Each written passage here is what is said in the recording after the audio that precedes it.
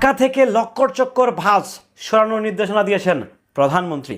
আবারও বলতেছি, ফিটনেসবিহীন আনফিটনেস লক্কর চক্কর যেসব বাসের বাম্পার পিছন দিয়ে খুলে যাচ্ছে, বাম্পার নাই, লাইট চলে না, মানে আনফিটনেস যে গাড়িগুলো আছে যেগুলো হচ্ছে ফিটনেস ঠিক নেই, সেগুলোকে সরিয়ে দেওয়ার জন্য স্বয়ং প্রধানমন্ত্রী নির্দেশনা দিয়েছেন।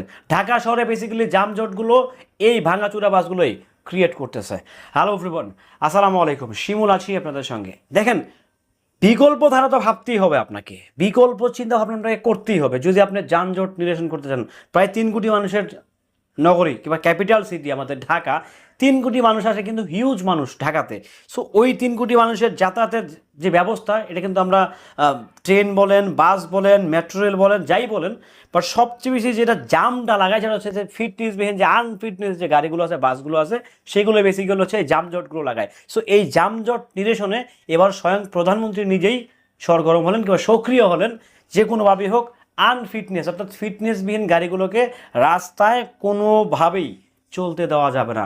সো গ্রেট ডিসিশন মাননীয় প্রধানমন্ত্রী, আপনি যে ডিসিশনের দুর্দান্ত ডিসিশন নিয়েছেন। এই লক্কর চক্কর আনফিটনেস গাড়িগুলো, এগুলোর কাগজ নাই, লাইসেন্স নাই, কিচ্ছু নাই। এরা হচ্ছে জায়গায় বে জায়গায় থামায়, লোকাল তো লোকালই, এদের কোনো বংশ নাই, এরা নির্বংশের মতো দৌড়াদৌড়ি করে।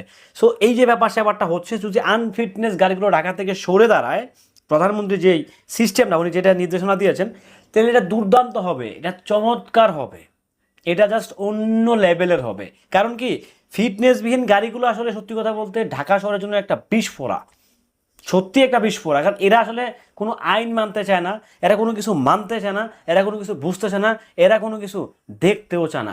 যেখানে ইচ্ছা সেখানে, এরা আমার দেশ, আমার বাপের দেশ, এরকম একটা ভাবসাব নিয়ে তারা হচ্ছে গাড়িগুলো চালায়। সো যদি আনফিটনেস গাড়িগুলো যদি রাস্তা থেকে উঠে যায়, যেভাবে প্রধানমন্ত্রী নির্দেশনা দিয়েছেন, এটা বাস্তবায়ন হলে সবার লাল করে দেবে সবাইকে। হ্যাঁ, এটা কিন্তু জেনে জেনে প্রধানমন্ত্রী না, নির্দেশনা দিয়েছেন, এটা বাস্তবায়ন হইতে হবে, নাহলে লাল করে দিবে, এক কথায় লালে লাল করে দিবে। ঠিক আছে, যদি এটা বাস্তবায়ন হয় না, তাহলে দেখবেন ঢাকা শহরের জাম আংশিক অর্থে কমে যাবে। বিশ্বাস করেন, অনেক বেশি কমে যাবে। আপনি যে জায়গায়, আপনি সে ফর এক্সাম্পল, আপনি উত্তরা থেকে আপনি হচ্ছে গুলিস্তান যাবেন, জামটা তো ওই জায়গাটাই পড়ে। আপনি দেখবেন যে যাওয়ার পথে দেখবেন যেখানে আপনি 1 ঘন্টা লাগে, সেখানে হয়তো 40 মিনিটে যেতে পারতেছেন, 20 মিনিট আপনার সময়টা বেঁচে যাবে যদি এই ফিটনেসবিহীন গাড়িগুলোকে রাস্তা থেকে তুলে নেওয়া হয়। নিঃসন্দেহে একটা দুর্দান্ত চমৎকার একটা বাস্তবমুখী একটা ডিসিশন নিয়েছেন বর্তমান প্রধানমন্ত্রী। এটা আমার কাছে দুর্দান্ত লাগছে যে না, দরকার আছে ভাই, এরকম ইনিশিয়েটিভ নেওয়ার ডেফিনেটলি প্রয়োজন আছে।